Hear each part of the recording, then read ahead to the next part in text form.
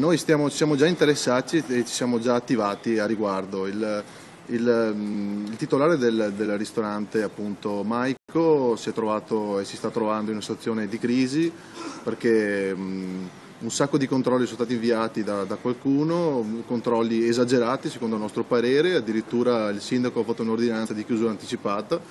Ricordiamoci che è un'attività aperta a giugno del 2012, quindi è una nuova attività. Sono imprenditori che dovrebbero essere eroi per aver aperto un'attività in questo periodo storico e non di certo continuamente pressati da cavilli burocratici e da vicini che non hanno probabilmente niente di meglio da fare che andare ad attaccare le attività commerciali.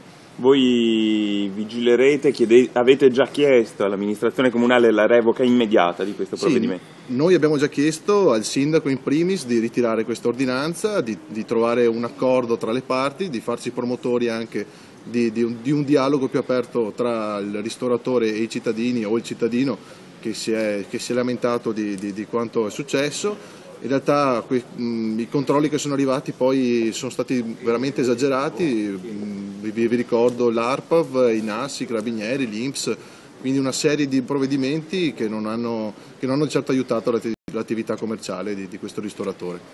Ok.